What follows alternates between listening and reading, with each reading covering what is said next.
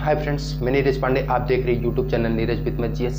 आज मैं चर्चा करने वाला हूं नेताओं की सीरीज को आगे बढ़ाते हुए ऐसे एक शासिका कह सकते हैं या ऐसे एक मुख्यमंत्री की बात मैं करूंगा जो अपने शासनकाल में शासन प्रशासन सबको हिला के रख दिया था और किसी की हिम्मत नहीं होती थी उसके सामने बोलने की। यहाँ तक कि उसी के एमएलए की, उसी के एमपी की उसके सामने खुल करके बोलने की सामर्थ्य नहीं हुआ करती थी। कुछ ही चुनिंदे लोग थे जो उसके पास बैठते थे और उससे सवाल और जवाब कर पाते थे। यहाँ तक कि जो उसको जिताने में, उसका पूर्ण बहुमत लाने में अहम भूमिका निभाए थे, उन सब की सामर्थ्य नहीं हो पाती थी उससे स्पष्ट सवाल करने की, स्पष्ट जवाब मांगने की। ऐसी गद्दावर नेता में आती हैं उत्तर प्रदेश की 4 बार बनी मुख्यमंत्री, कई बार लोकसभा सांसद, कई बार राज्यसभा सांसद। सभी उनको बड़े प्यार से बहन कहते हैं और कुछ पत्रकार महोदय उनको, जैसे जो ऑटोबायोग्राफी उनकी लिख रहे हैं, उन पर किताबें लिख रहे हैं, वो अभी अभी की नई पत्रकार जो हैं पत्रकार डॉक्टर नूतन ठाकुर जी, उनको दलितों की देवी मायावती, उन पर एक बुक लिखी है। तो मैं वही थंबनेल भी बना दिया, दलितों की देवी। तो दलितों की देवी मायावती की आज मैं चर्चा करूंगा मित्रों, क्योंकि उत्तर प्रदेश की राजनीति में एक ऐसी चमत्कारी महिला जिसने कई प्रकार के रिकॉर्ड अपने नाम दर्ज किए और सबसे बड़ी बात कि उत्तर प्रदेश में 4 बार मुख्यमंत्री पद को संभाला। ये जरूर था कि एक ही कार्यकाल पूर्ण हो पाया और सभी कार्यकाल अधूरे थे, लेकिन 4 बार उत्तर प्रदेश जैसे बहुत बड़े सूबे के मुख्यमंत्री पद संभालना। अभी तो उत्तर प्रदेश उत्तराखंड अलग अलग हो गया है, लेकिन जब दोनों एक थे उसके पहले भी 2 बार उत्तर प्रदेश की कमान संभालने वाली उत्तर प्रदेश की शासिका, और उसके बाद जब ये खंड में 2 खंडों में बटा उसके बाद भी 2 बार उत्तर प्रदेश की कमान संभालने वाली बहन कुमारी मायावती जी की मैं आज चर्चा करूंगा, क्योंकि इनका शासनकाल जो था वो बहुत ही अद्भुत था, बहुत ही अद्भुत कह सकते हैं, क्योंकि इनके शासनकाल में लॉ एंड ऑर्डर की जो स्थिति थी वो बहुत ही बेहतर होती थी। और सबसे बड़ी बात ये थी कि ये जो निर्णय भी लेती थी वो चमत्कारी निर्णय लेती थी। ऐसा मैं इसलिए कह रहा हूँ कि मुझे याद है कि मैं छोटा था उस समय और पेपरों में, टेलीविजनों में ऐसा देखने को मिलता था कि मायावती जी के काफिले को जाना कहीं और है, वो जाता कहीं किसी और जिले में, और उस जिले में जाकर के सीधे धड़ाधड़ जाना है उनको सर्किट हाउस, लेकिन पहुंच जाती हैं वो जिला अस्पताल, वो पहुंच जाती हैं विकास भवन, वो पहुंच जाती हैं कहीं अन्यत्र, जैसे चिकित्सालय में पहुंच गए, विकास भवन में पहुंच गए, किसी ऐसे जगहों पे चली गई, जैसे मान लीजिए कृषि का एक पूरा ऑफिस जो होता है कृषि जिलाधिकारी के यहाँ, या कहीं जगह वो पहुंच करके औचक निरीक्षण प्रारंभ कर देती थी, जिससे कि लोगों को सतर्क होने का समय भी न मिले।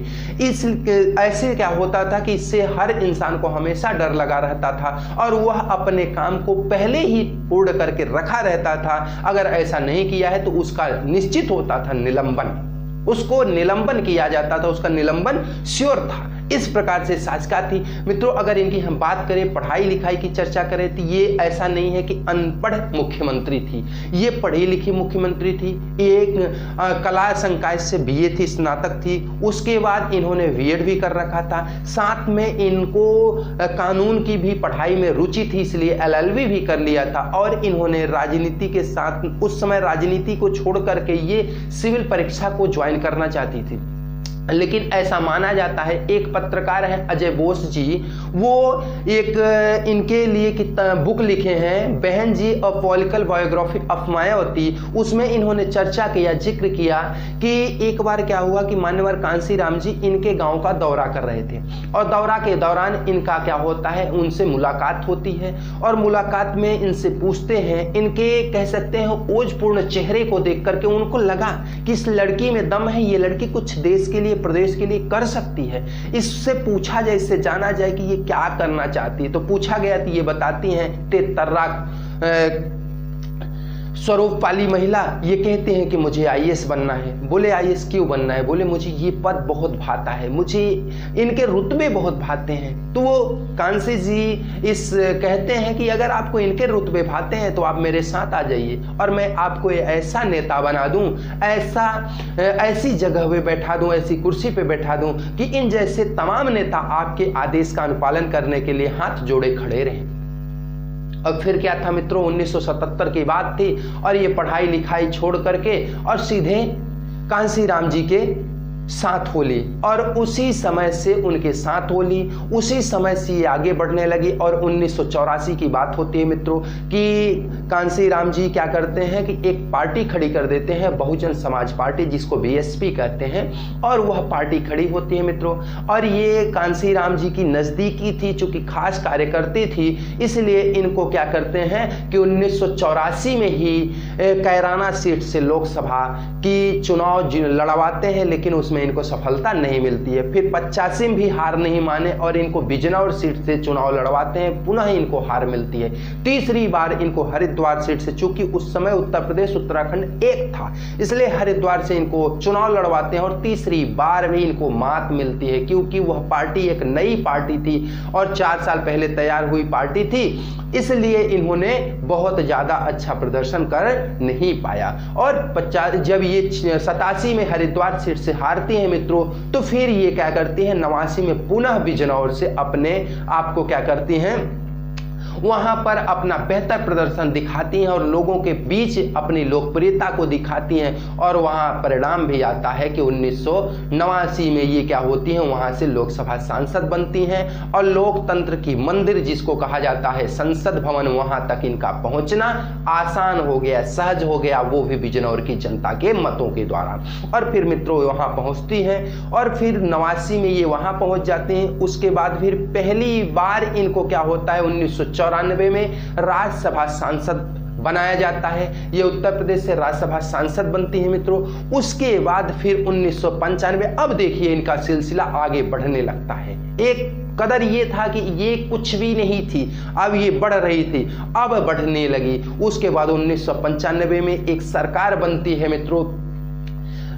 उसमें क्या होता है कि इनको बनाया जाता है, इतने बड़े सूबे उत्तर प्रदेश उत्तराखंड मिला करके सबसे बड़े सूबे भारत के, उस प्रदेश का इनको बनाया जाता है मुखिया, मुख्यमंत्री बनाई जाती हैं और इनका कार्यकाल लगभग 4.5 महीने चलता है। और फिर ये उस कार्यकाल में बेहतर कार्य करती हैं और जैसे ही बनती हैं मुख्यमंत्री, ये तुरंत इनके अंदर एक चीज था, ये देखिए मतलब कि अपने कानून व्यवस्था को सुशासित करने के लिए उसको खंड खंड में बांटना चाहती थी, उसको छोटा करके उसको सुदृढ़ करना चाहती थी। ये चाहती थी कि बहुत बड़ा रहेगा तो उसको संभाला नहीं जाएगा, छोटा हो जाए, जो इनके मुट्ठी में आ जाए और फिर उसको पकड़ करके हम सुरक्षित संरक्षित रखेंगे।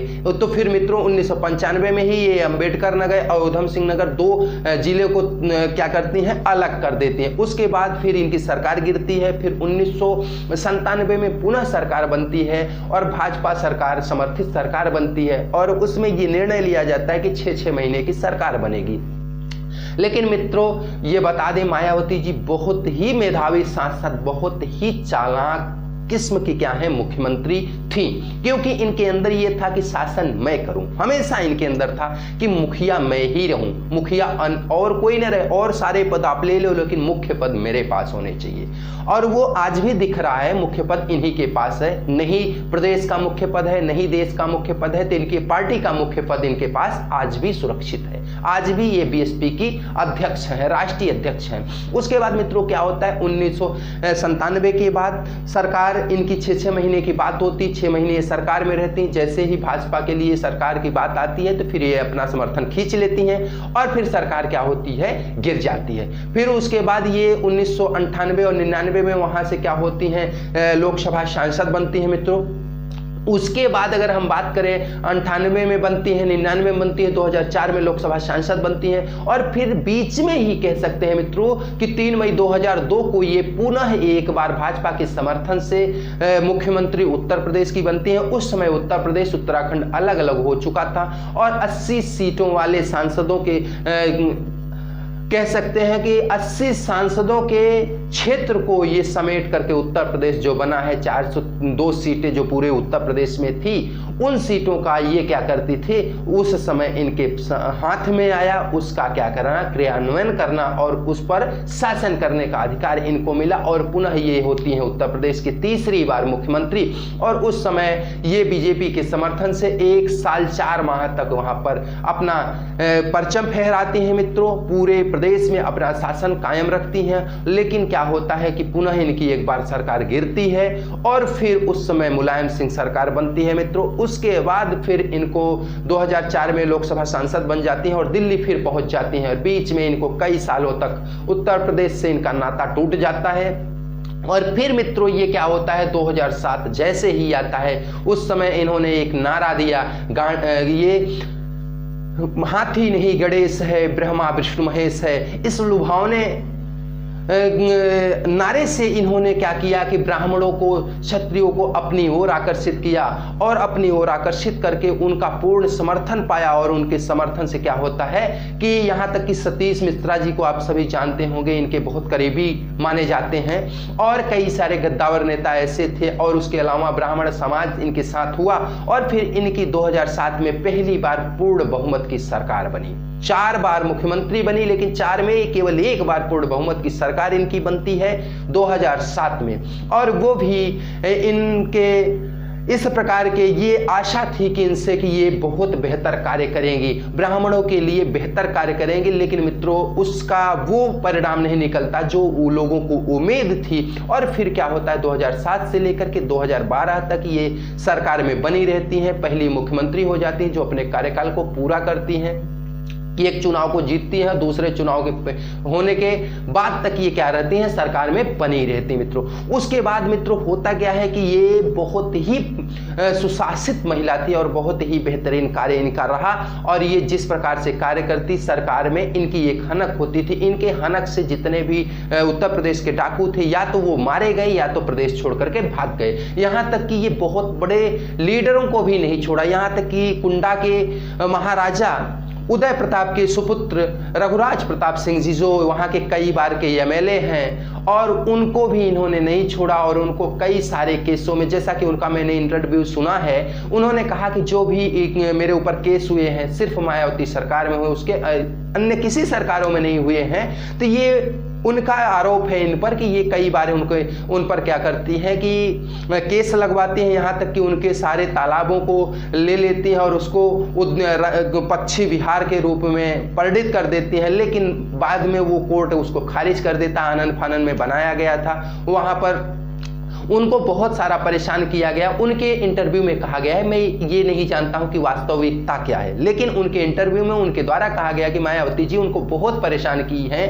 उसके बाद उनको 2-2 बार जेल जाना पड़ा इनकी वजह से। उनके ऊपर पोटा लगा, बाद में पोटा उनका खारिज हुआ, फिर कई सारे उन पर केस लगाए गए। और इस प्रकार से मित्रों ये कहानी आगे बढ़ती है और ये मुख्यमंत्री यहाँ की बनी रहती है। और एक बात बता दें, इनको जिलों को तोड़ना और प्रदेश को तोड़ना बहुत भाता था।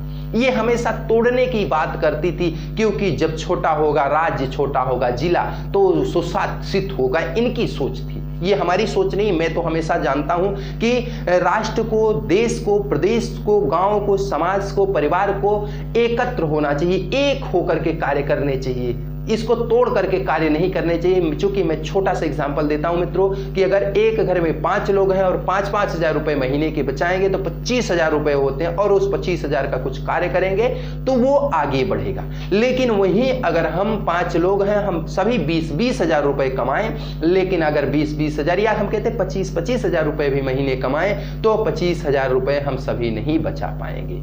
क्यों नहीं बचा पाएंगे? चूंकि 5 लोग हो गए, 5 मतियां हो गई, 5 दिमाग हो गए, वो नहीं बचा पाएंगे। वो निश्चित रूप से, और विकास भी होगा मित्रों, तो उन 5 में से किसी 1 या 2 का विकास हो जाएगा, लेकिन 3 क्या होंगे? नुकसान करेंगे। उसी प्रकार से अगर जिले को भी तोड़ा जाए तो जरूरी नहीं हर जिले का विकास होगा, अगर प्रदेश को भी तोड़ा जाए तो हर प्रदेश का विकास होगा, क्योंकि किसी जगह मुख्यमंत्री आप रहती हैं तो किसी जगह कोई अन्य लोग बनेंगे, और अन्य लोग जरूरी नहीं कि आपकी सोच की रखें और वो लोग विकास ही करें।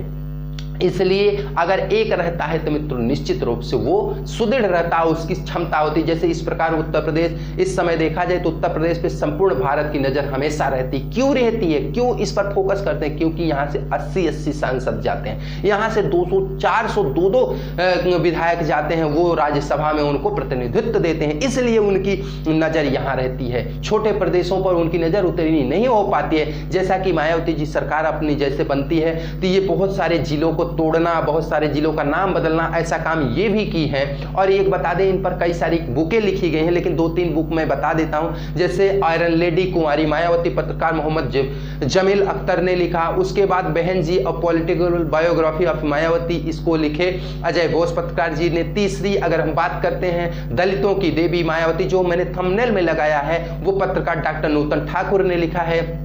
और उसके बाद मित्रों ये बसपा के अध्यक्ष पहले मान्यवर कांसीराम जी थे, लेकिन 15 दिसंबर 2001 लखनऊ रैली में कांसीराम जी क्या करते हैं, अपना उत्तराधिकारी मायावती को चुनते हैं। और जा करके मित्रों क्या होता है कि 18 सितंबर 2003 में बीएसपी के राष्ट्रीय अध्यक्ष किसको चुना जाता है, बहन कुमारी मायावती को चुना जाता है। और तब से लेकर के आज तक ये पद इन्हीं के पास है। मैं पहले ही बोला कि ये सूबे की मुखिया या राष्ट्र की मुखिया बनना इनके अंदर महत्वाकांक्षा है, इसलिए ये पद अपने पद को किसी को नहीं दे सकते। भले भी इनकी पार्टी एक वोट पे रह जाए, एक सीट पे रह जाए, लेकिन ये पद किसी को दे नहीं सकती। ये इनकी महत्वाकांक्षा को बताती है। और हर नेताओं में महत्वाकांक्षा होती है, ऐसा नहीं कि इनमें पहली बार वो दिख रहा है। उसके बाद मित्रों करें जिलों के नाम बदलने के, जैसे शामली को प्रबुद्ध नगर किए, संभल को श्री भीम नगर किए, हापुड़ को पंचशील नगर किए, अमरोहा को ज्योतिबा फुले नगर किए, कासगंज को कांसीराम नगर किए, भदोही को संत रविदास नगर किए, और सारे ये जिलों को नाम बदले हैं। उसके बाद जैसे अंबेडकर नगर अलग किए, उधम सिंह नगर किए, गौतम बुद्ध नगर किए, कौशाम्बी अलग किए, ज्योतिबा फुले नगर किए, और माया नगर को अलग किए, छत्रपति साहू जी महाराज नगर। इस प्रकार से इन्होंने कई जिलों को तोड़कर कई जिलों को अलग किया। जैसे इलाहाबाद से कौशाम्बी, बनारस से क्या किया, भदोही किए, सोनभद्र से मिर्जापुर से सोनभद्र, इस प्रकार से कई जिलों को इन्होंने तोड़ तोड़ करके अलग किया। इनका तर्क था कि अगर छोटा करेंगे तो सुशासित होगा। उसके बाद यहाँ तक ही नहीं इनकी मंशा संतुष्ट रही मित्रों, ये प्रदेश को भी तोड़ने का कार्य सोच ली थी कि प्रदेश को तोड़ देंगे। यदि इनकी सरकार होती तो शायद टूट भी जाता उत्तर प्रदेश 4 खंडों में। वो था कि अगर 15 नवंबर 2001 को कैबिनेट 11 को इन्होंने कैबिनेट मंजूरी दे दी, 15 नवंबर 2011 को इन्होंने कैबिनेट मंजूरी दे दी कि उत्तर प्रदेश को 4 खंडों में तोड़ा जाएगा। पहला बनाया जाएगा पश्चिम प्रदेश, दूसरा अवध प्रदेश, तीसरा बनाया जाएगा बुंदेलखंड, और चौथा पूर्वांचल बनाएगा। इस तरीके से 4 खंडों में ये प्रदेश को बांटना चाहती थी। और 4 खंडों मतलब 4 प्रदेश, 4 मुख्यमंत्री, 4 डीजीपी, 4 सब कुछ। प्रदेश पर कितने बड़े खर्च, कितने बड़े बोझ पड़ते। अगर आपको प्रदेश ही बढ़ाना है, लॉ एंड ऑर्डर भी सुरक्षित करना है, तो आप पुलिस को बढ़ाइए, शिक्षक को बढ़ाइए, जो यहाँ पे जितनी जरूरत है उन लोगों को बढ़ा दीजिए, ऑटोमेटिक व्यवस्थाएं बढ़ जाएंगी। ये नहीं कि प्रदेश को तोड़ तोड़ करके छोटा कर दीजिए, इससे प्रदेश बढ़ेगा। लेकिन सोच आपकी थी। उसके बाद इन्होंने कार्य भी किए हैं, जैसे विश्वविद्यालय 1-2 बनवाए। उसके बाद इन्होंने पिछली सरकारों की जो भर्तियां थी उस पर समीक्षा करके 18,000 पुलिसकर्मियों को पद से खारिज भी कर डाला, जिससे 18,000 परिवारों का दीपक जो जल रहा था, चूल्हा चल रहा था, वो भी गया। उसके बाद मित्रों जैसे विश्व बैंक से इनकी बहुत बड़ी आलोचना हुई कि ये जो पैसे दिए जाते हैं इसको ये सार्थक जगहों पे नहीं लगा पा रही हैं। भूमाफियों पर, गुंडों पर इनका बहुत बड़ा एक दबदबा दिखा उस समय 2007 से 12 के बीच। ये किसी पर भी कोई भी केस लगवा देती थी, जैसा कि मैं नहीं कह रहा हूँ, जैसा कि कुंडा के राजा रघुराज प्रताप जी कहते हैं, इन पर आरोप लगाते हैं कि ये इस पर लगा देती। SC/ST केस में जिस समय ये थी शासन में, उस समय SC/ST केस चरम पे था, किसी को डर नहीं था, वो किसी के ऊपर केस लगाने के लिए उन्मुख हो जाते थे। उसके बाद ये कहा जाए मित्रों तो इनका शासनकाल बेहतरीन था, लेकिन एक बात बहुत ही स्पष्ट है अपने प्रदेश में कि जिस जाति का मुख्यमंत्री होता है उस जाति का थोड़ा दबदबा तो बढ़ जाता है। ये भारतीय राजनीति है, और जबकि यह भारतीय राजनीति की जो ये सच्चाई है ये गलत है। क्योंकि हमें ये नहीं होना चाहिए मुख्यमंत्री किसी भी जाति का हो, किसी की भी मत का हो, किसी भी मजहब का हो, वह संपूर्ण प्रदेश को देखना चाहिए, संपूर्ण प्रदेश के साथ न्याय करना चाहिए। किसी वर्ग विशेष का वो मुखिया नहीं होना चाहिए। ये मेरी सोच है, आपकी सोच क्या है, वोट बैलेंस क्या है मैं नहीं जानता, क्योंकि मैं राजनीति में अपरिपक्व हूं, राजनीति से मुझे मतलब नहीं है। लेकिन मैं इतना जानता हूं कि किसी भी प्रदेश में किसी भी जाति का अगर किसी भी मजहब का मुख्यमंत्री हो जाता है, किसी भी मजहब का मंत्री हो जाता है, तो वो उसके प्रति समर्पित हो जाते हैं। लेकिन मैं ये मित्रों हमेशा आपसे कहता हूं, किसी व्यक्ति के प्रति आप समर्पित मत होइए, इस देश के प्रति समर्पित होइए। ये देश के जनता से मैं अपील कर रहा हूं, नेताओं से नहीं। और ये भी बहुत स्पष्ट कर दूं, नेता किसी के नहीं होते, कोई नेता किसी का नहीं होता मित्रों। जो देश का नहीं हो सकता वो आपका नहीं होगा। नेताओं में शुमार जैसे अटल बिहारी वाजपेयी का नाम मैं हमेशा लेता हूं, अब्दुल कलाम का नाम मैं हमेशा लेता हूं। क्यों लेता हूं? क्योंकि ये देश के लिए जिए और देश के लिए मरे। ऐसे नेताओं को मैं अपना आदर्श मानता हूं। और बहुत सारे नेता हैं लेकिन जिनके बारे में मैं थोड़ा कम जानता हूं, उनका नाम जल्दी नहीं लेना पसंद करता हूं। जिनके बारे में ज्यादा जानता हूं कि ये देश के लिए क्या क्या किए, कब कब किए, इसलिए मैं उनका हमेशा नाम लेता हूं। और यही चाहता हूं कि अगर ऐसे नेता हों तो उनके प्रति समर्पित हुआ भी जा सकता है। क्योंकि जब नेहरू सरकार थी उस समय अटल जी का वो वहदा था कि विश्व स्तर पर अगर कोई मीटिंग होती थी तो वहां पर नेहरू जी अटल जी को भेजा करते थे। चूंकि उनको पता था ये बीजेपी का कार्यकर्ता, बीजेपी का सांसद जरूर है, लेकिन पहले देश भक्त है, पहले ये भारतीय है, उसके बाद बीजेपी का कार्यकर्ता है। ऐसे कम नेता दिखते हैं जो पहले भारतीय हो फिर किसी पार्टी के नेता हो। अगर ऐसे नेता मिल जाए देश को ना मित्रों, निश्चित रूप से देश अपना परचम फहराएगा। क्योंकि याद होगा कि आपको कि जब अमेरिका कह दिया था कि मैं इनको ये परमाणु संपन्न देश नहीं मानेंगे, तो वही अटल बिहारी जी थे कि कितनी उम्र हो गई थी लेकिन उस समय भी वो ललकार के बोले थे, अगर अमेरिका को मेरे सामर्थ्य और मेरी शक्ति का प्रदर्शन देखना है युद्ध भूमि में आज मैं दिखा दूंगा। और उस समय यह था कि पाकिस्तान भी बिलबिला रहा था। पाकिस्तान वो उसको जब मिला था कि पाकिस्तान का कह रहा है कि मैं आधा भारत उड़ा दूंगा, तो उसी समय इन्होंने कहा था कि आधा भारत तो मैं उड़वाने के लिए तैयार हूं, लेकिन कल का सुबह पाकिस्तान नहीं देखेगा। तो ऐसे नेता कहां होंगे जो स्पष्ट बेबाक जवाब देने वाले नेता हों। तो मित्रों फिर मिलते हैं नई सीरीज में, नए सेशन में। तब तक के लिए सभी मित्रों को जय हिंद, जय भारत।